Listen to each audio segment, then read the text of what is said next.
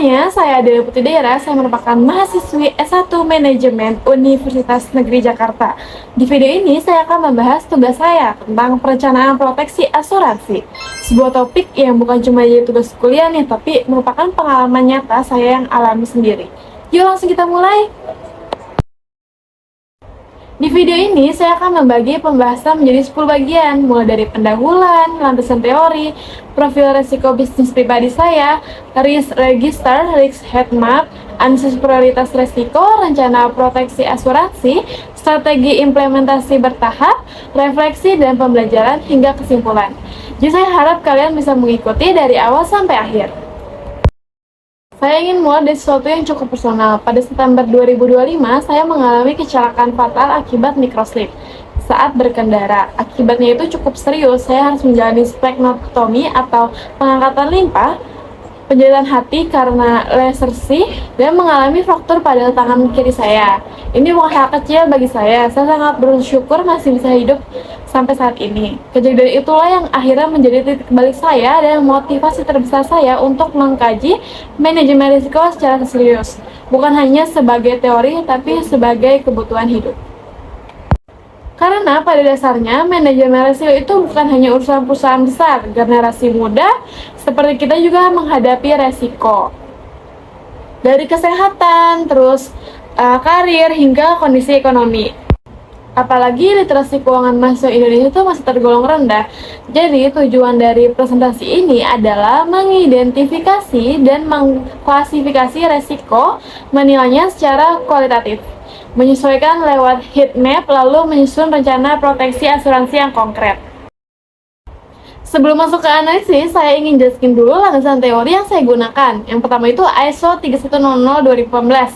Ini adalah standar internasional manajemen risiko yang prosesnya meliputi identifikasi, analisis, evaluasi, dan pelakuan risiko. Sifatnya itu interaktif dan berbasis informasi terbaik yang tersedia. Kedua, saya menggunakan matris kemungkinan dan dampak dengan skala 1-5. Skor risiko dihitung dari kemungkinan dikali dampak. Levelnya itu dibagi menjadi yang rendah itu 1-4, sedang itu 5-9, tinggi itu 10-16, dan sangat tinggi itu ya 17-25. Ketiga, ada risk heat map. Visualisasi berbasis warna di mana kuadran merah di atas kanan menunjukkan risiko paling kritis. Saya juga mengacu pada teori risiko personal dari Redja MC Menamara yang membagi risiko menjadi 3 kelompok. Yang pertama itu kematian prematur, kesehatan, dan kecacatan, serta properti dan kewajiban. Untuk konteks Indonesia, saya menggunakan UU Asuransi No. 40 tahun 2014 dengan 5 prinsipnya. Yang pertama itu ada piramida proteksi keuangan OJK di 2023 yang menetapkan proteksi sebagai fondasi utama sebelum investasi, dengan alokasi ideal 10-15% dari penghasilan. Sekarang saya akan memperkenalkan profil resiko pribadi saya. Saya berusia 20 tahun, merupakan mahasiswa S1 Manajemen UNJ, berdomisili di Kota Depok dengan mobilitas harian yang tinggi karena saya kemana-mana menggunakan motor. Dari sisi keuangan, penghasilan saya berasal dari pekerjaan freelance, mulai dari event organizer, toko buku, sampai kerja sebagai admin. Penghasilan saya tuh berkisar 1-3 juta per bulan. Saat ini saya belum punya dana darurat sama sekali. Aset yang saya miliki hanya 1 unit sepeda motor dan kondisi finansial saya sangat terbatas. Dari sisi fisik, pasca kecelakaan September 2025, kondisi saya berubah cukup signifikan. Saya sudah menjalani splenotomi total, penjahitan hati, dan riwayat fraktur tangan. Yang paling berdampak jangka panjang adalah imunitas saya melemah secara permanen akibat dari pengangkatan limpa tersebut.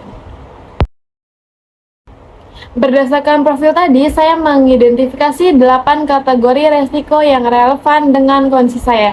Yang pertama itu resiko jiwa. Skornya itu 8, levelnya sedang. Mitigasinya dengan mengaktifkan BPJS Ketenagakerjaan JKM. Yang kedua itu resiko kesehatan. Skornya itu 16, level tinggi. Ini sangat relevan dengan kondisi saya pasca splenotomi saya. Mitigasinya kombinasi BPJS Kesehatan dan asuransi swasta rawat inap. Ketiga, resiko kecacatan. Skor itu 12 tinggi. Saya rencanakan personal accident dari Jasindo ditambah BPJS TK JKK. Yang keempat itu resiko aset kendaraan. Skornya itu 12 tinggi. Mitigasinya itu asuransi kendaraan TLO dari Adira. Yang kelima itu resiko aset properti. Skornya itu 6, sedang cukup dengan asuransi kebakaran rumah. Yang keenam itu adalah resiko penghasilan. Skornya itu 16, tinggi. Ini yang paling mendesak, saya harus segera bangun dana darurat. Ketujuh itu resiko tanggungan gugat. Skornya itu 6, sedang, sudah terbantu oleh pajak motor aktif melalui jasa harja. Yang kedelapan itu adalah resiko microslip, kelelahan. Skornya itu 16, tinggi. Perlu manajemen jadwal serius plus asuransi kecelakaan. Kalau kita visualisasi dalam matriks 5x5, ini hasilnya sumbu horizontal adalah kemungkinan, sumbu vertikal adalah dampak. Risiko yang masuk zona merah yaitu skor 17 ke atas. Risiko yang sangat tinggi yang butuh tindakan segera. Di zona orange ada risiko tinggi seperti kesehatan, kecacatan, penghasilan, dan microslip dengan skor 12 hingga 16. Sementara zona kuning adalah sedang dan hijau itu adalah rendah. Dari peta ini jelas terlihat bahwa sebagian besar risiko saya menumpuk di area orange. Artinya kondisi saya memang membutuhkan tindakan proteksi yang cukup menyeluruh. Menarik dari keempat resiko prevensi ini adalah mereka saling berkaitan dan saling memicu satu sama lain. Adalah seperti ini, microslip bisa menyebabkan kecacatan. Kecacatan memperburuk kesehatan, dan semua itu akhirnya menghancurkan penghasilan. R8 microslip ini dan kelelahan. Ini adalah penyebab utama kecelakaan saya di September 2025. Pola kuliah pagi dan kerja malam belum berubah signifikan. Jadi probabilitasnya masih tinggi karena pola hidup ini terus berlanjut. R2 kesehatan pasca splenotomy. Kondisi ini permanen dan irreversible. Saya rentan terhadap opsi spesies dan pneumonia. Biaya rawat inap akibat infeksi berat bisa ratusan juta rupiah. R6 penghasilan freelance. Ini yang saya sebut sebagai penguat semua resiko lain. Karena tanpa dana darurat dan finansial, resiko apapun jadi jauh lebih destruktif. Sakit 1 bulan saja bisa berarti tidak ada pemasukan sama sekali. R3 kecacatan. Riwayat fraktur dan kecelakaan fatal mengakibatkan resiko kecacatan berulang, dan jika terjadi lagi kemampuan saya bekerja freelance bisa terganggu secara permanen. Nah, berdasarkan analisis tadi, saya menyusun financial protection plan yang realistis sesuai kondisi keuangan saya. Saat ini saya sudah aktif hanya BPJS Kesehatan KIS, gratis karena subsidi dari pemerintah. Sementara yang belum ada adalah BPJS Ketenagakerjaan, asuransi kendaraan, dan dana darurat, serta asuransi kecelakaan diri. Rencana proteksi lengkap saya mencakup BPJS Kesehatan KIS gratis. Yang kedua itu adalah Pro Hospital Care per Dintal 150.000 per bulan. Satuan rawat inapnya itu adalah 300.000 per hari.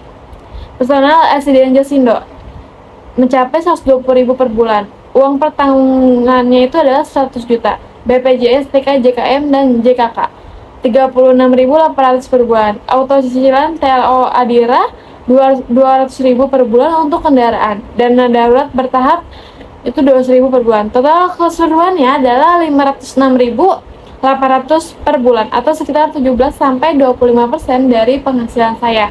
Angka ini memang di batas atas, tapi mengingat kondisi kesehatan saya yang rentan, dari rata-rata ini adalah investasi proteksi yang tidak bisa saya abaikan.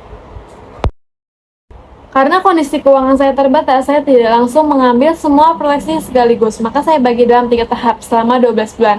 Tahap 1, bulan 1 sampai bulan kedua, fondasi wajib prioritas pertama adalah daftar BPJS Ketenagakerjaan BPU dengan premi 36.800 per bulan dan mulai mengalokasikan 100.000 sampai 200.000 per bulan untuk dana darurat.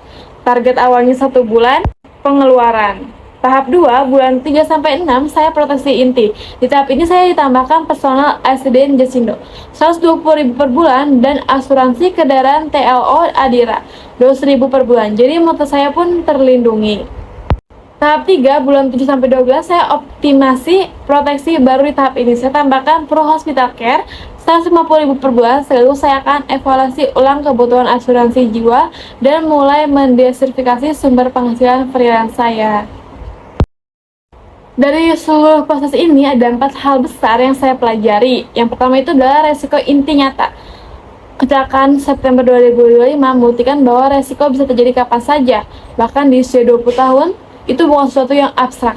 Saya sudah merasakannya sendiri. Yang kedua itu adalah dana darurat itu bukan pilihan, tapi keharusan. Tanpa buffer finansial, dampak dari resiko apapun jadi jauh lebih besar dan lebih menyakitkan. Yang ketiga, asuransi adalah proteksi dasar. Premi yang terlihat mahal sebenarnya jauh lebih kecil dibanding kerugian yang bisa terjadi kalau resiko itu benar-benar menimpa kita.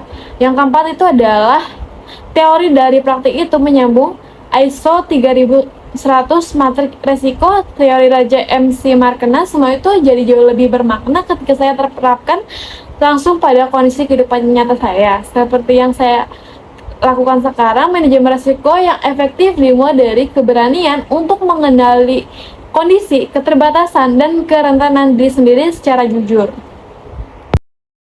Sekian presentasi dari saya, semoga video ini bermanfaat tidak hanya sebagai tugas, tapi juga sebagai pengingat buat kita semua bahwa proteksi diri itu penting dan tidak ada kata terlalu dini untuk mulai. Terima kasih sudah menonton.